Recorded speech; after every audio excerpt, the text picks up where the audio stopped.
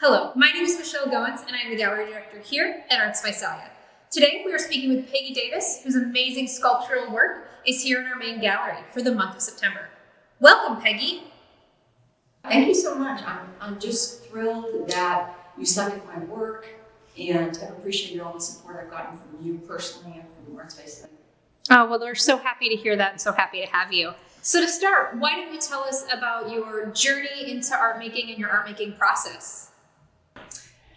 Well, I would say that one of the most significant things about me is that I'm 72. And so there's been a journey from then till now. And so in my history, my parents were both educators. My dad was a shop teacher. So in our house, we had like any kind of equipment you could imagine, all the drills and the saws. And my mom provided like tons of art stuff. I came from those roots as a family. Then, when I chose education, I chose a career in art education, and kind of stayed on the perimeter of the arts. Then when I moved to Toronto, I went to an art school and majored in fine arts and worked in historical techniques. So some of the work that you see here has like gilding and is using gold fill, and that's because of this background that I have. So I then moved from Toronto back to the US, and I raised a family, and I started a career here in education. So during that time, art was again kind of on the periphery. I used it, I was very visual, but I didn't produce art. So when I retired from the Office of Education, I was 52, and my husband chose as his goal to climb the highest peak in every state. So together we worked on training and doing all these hikes and went all over the US seeking the highest peak. But coming down off of, I think it was Half Dome in California, I just said, next is pottery. And it was in that moment that I realized that, there's only this window of time. Now I'm 52 at that time. And if I was going to do anything that I loved, then I had to make a choice to do it. So I went back and created some space in my garage and got some equipment and got clay. And I started actually doing wheel work. And then I decided, I think I'll try this sculpture. And it was like in that moment, this woman came out of my hands. And as she came out, I just felt really connected, like, oh, this is coming out of my hands, and I really like it. So I had some shows, I had some community shows, I had one at a museum, I sold some stuff, but again, I kind of remained on the edge of it. And then when COVID hit,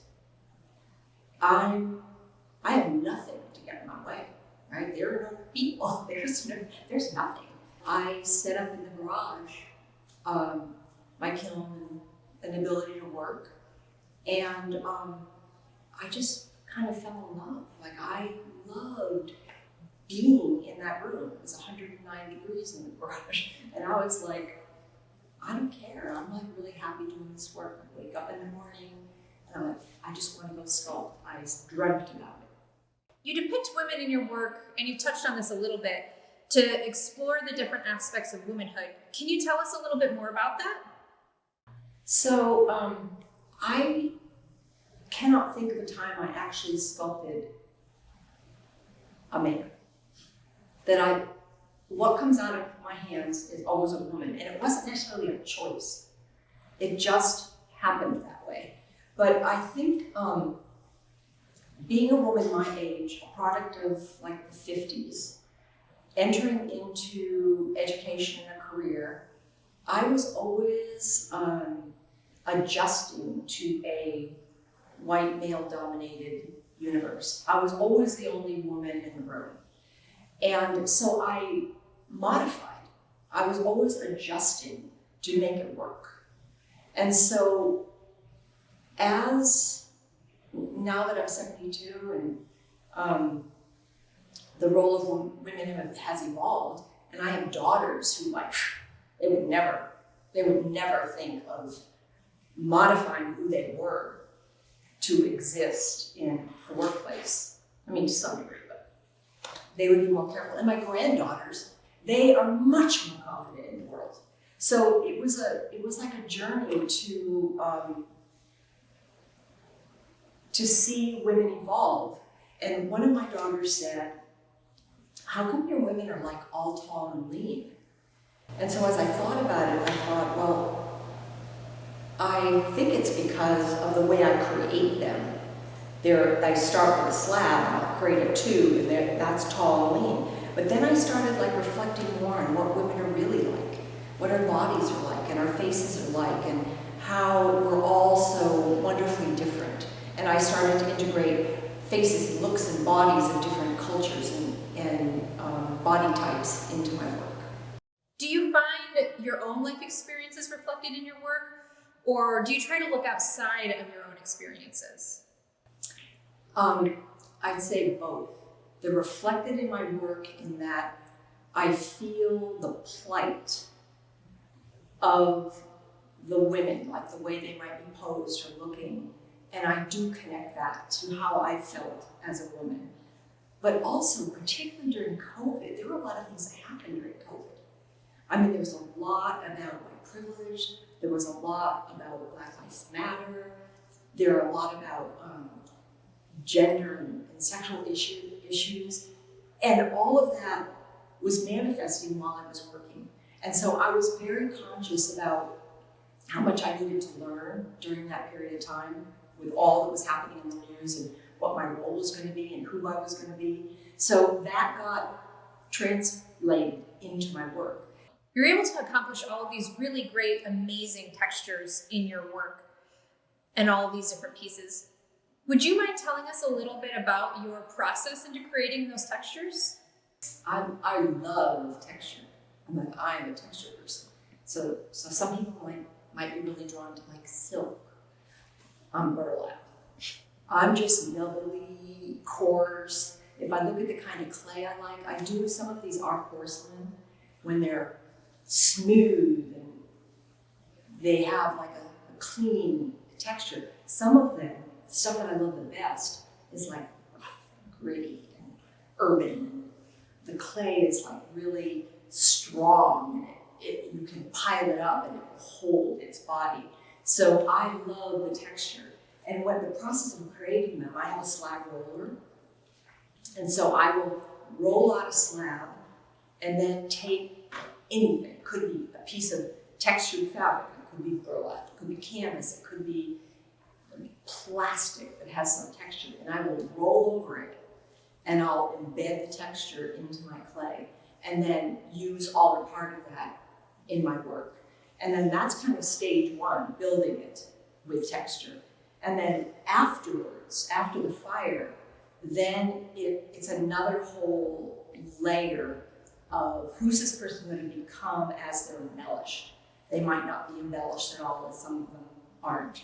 Or I could use fabric, I might use metal, I might use rope, I might use jewelry, I might use whatever occurs to me as the thing is developing. And that just gets added after it.